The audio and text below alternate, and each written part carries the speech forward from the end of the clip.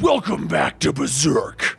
When we last left off, the trolls had begun to attack the town, and we hadn't seen Guts be epic yet. It's time for Guts to be epic, isn't it? I love Guts. I want to grow up to be Guts one day. That would be so cool. Outside of the churches, the trolls are starting to climb through the windows. Everyone continues to fight, and Guts looks up and sees Fernie standing on the ledge with Shirike. Thinking that Casca would be with her, Guts shouts for everyone to hurry up and go inside. He's gonna handle the outside alone. Now go in and take the women and people. Serpico and Ishidoro begin to turn and run in, and as another group of trolls jump in, Guts swings in, cutting through the entire group. As Serpico gets inside, he sees the people pushing out of the church from a group of trolls that made it inside. As everyone starts to scream, Serpico leaps over the entire group and he lands in front of them, telling Ishidoro to take care of things back there. Back on the roof, the priest tells Farnese to just accept it, and when the trolls surround Casca, Farnese screams. While everyone and thing around stops to look, Farnese runs through, grabbing the silver dagger, cutting away at Casca. Down inside of the chapel, Ishidoro sees some of the trolls coming his way and he shouts, "This is it! I gotta handle this." Puck says, "I'm not so sure that you can do it." And Ishidoro grabs his sword and he rushes in. As he swings, the trolls dodge the attack, and Ishidoro grabs his dagger and he loses his balance. The trolls swing and Ishidoro says, "This has gotta be some kind of bad joke, right?" And as the mace comes down, Ishidoro sees Morgan protecting him. He shouts, "What the hell are you doing?" And the other villagers shout, "They can't just let an old man and a kid do all of the work. Get them!" Meanwhile, up on the roof, Shirike continues her chant as she reaches out to the astral beings calling for their aid. She pleads with the four kings of the world to protect them, not let calamity come near them, put them under a divine protection. And with one last chant, Shirike calls out, and there's a sudden flash in the sky as the clouds part. Everyone stops and watches as the lights shine down and it begins to burn away at the trolls. Back inside, Puck works on healing Morgan from the strike, and Ishidoro watches as the trolls turn to ash and he asks, "Is this really her magic?" Up top, the priest looks around asking, "What is this?" And Shirike tells him that she already told them once before. She created a barrier that was protecting the church. Any spiritual being that tries to bring harm to them will be repelled.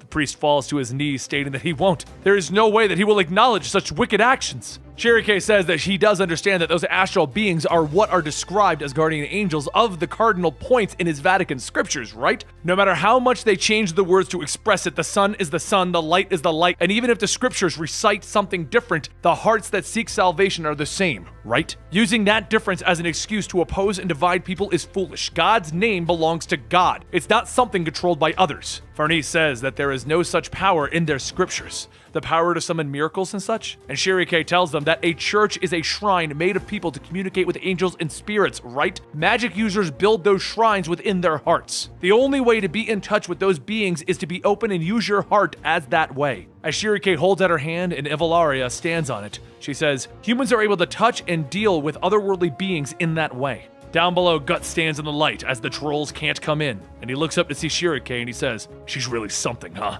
Then, as a rumbling comes out of the building, a giant creature comes pushing through. Guts asks, "What the hell is that?" And Shirike mentally tells him, "It's an ogre!" She asks herself, how can a creature like this exist in this world? And the ogre stomps on the trolls trying to get close, but as it reaches the church, the barrier pushes it back. She tells everyone that the ogre will not be able to get in, but the ogre reaches out to one of the destroyed buildings and grabs a wooden post and throws it into the church. He asks, "What's going on?" And Shirike shouts that the barrier is only going to affect the real bodies. It'll have no effect on corporeal objects. Guts looks back at the ogre asking, "Can you explain that again?" As everyone in the village begins to take refuge in the church, the ogre outside begins to throw wooden posts into the building since it cannot pass into the barrier. Shirike tells everyone that this is bad. They need to have the ogre distracted long enough for her to cast a spell. And without saying a word, Guts walks forward through the rain and he slams his sword down, telling her, "That I understand." The villagers begin to shout that there's no way that that man can stop that beast. It'll crush him in one swing. And as Puck sits on Ishidoro's shoulder, he says, "I don't think so.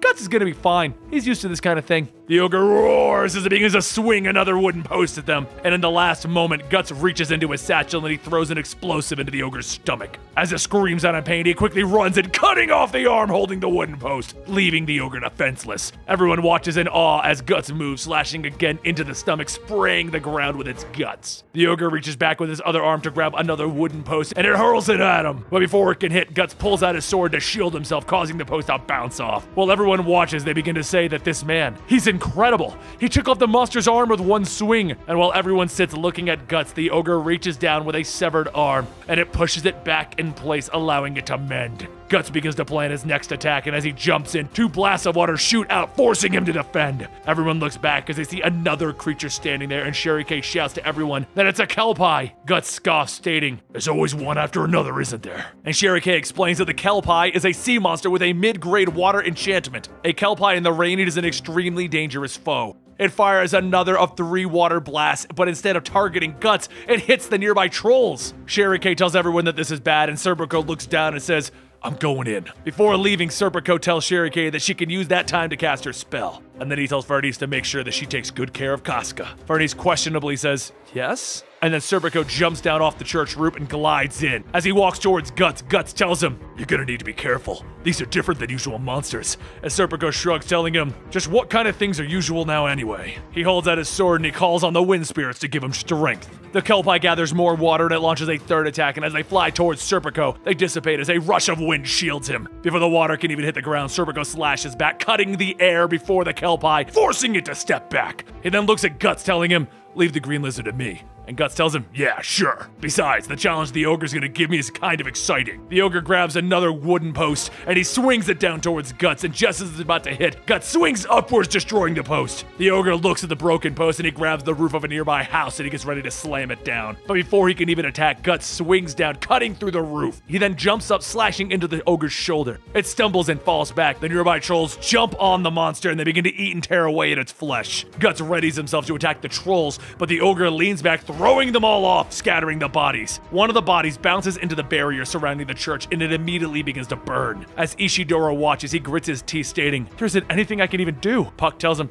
"Cheer up, you're the best flunky around." Meanwhile, Ivalaria tells Sherry K that this is probably going to be their only chance, so she had better get to casting. Deep inside the astral world, Sherry K sees the astral version of the church and remembers that the church was built on top of an elemental shrine for the Undines. The further she looks, she notices that the elemental spirits are still there. Back in the real world, the Kelpie launches another volley of attacks, causing Serpico to dodge, but one manages to hit him in the side. As he stumbles, the Kelpie opens up its mouth and it flicks its tongue, grabbing Serpico by the leg. He swipes the sword to cut at the tongue, and then a second time towards the Kelpie. However, every time that he attacks, the Kelpie uses the water to create a shield. As Serpico plans his next move, he feels the water on the ground slowly start to make its way upward, covering his body and then his mouth. He gasps for air, and as the Kelpie starts to walk towards him, the sylph cloak whips around, forcing the water away. He coughs, stating that he almost drowned, but now he knows the wind's power can do more than simply gust out. He swings the sylph sword, and as the Kelpie brings the water down to deflect the attack, the wind picks up the water, forcing it upwards. And that is where we're going to be leaving this week's Berserk. Things are getting even crazier, and Guts gets out there to kill big monsters. Subscribe to the channel to get Berserk every Friday, and you can follow us on Twitter at Mangastorian.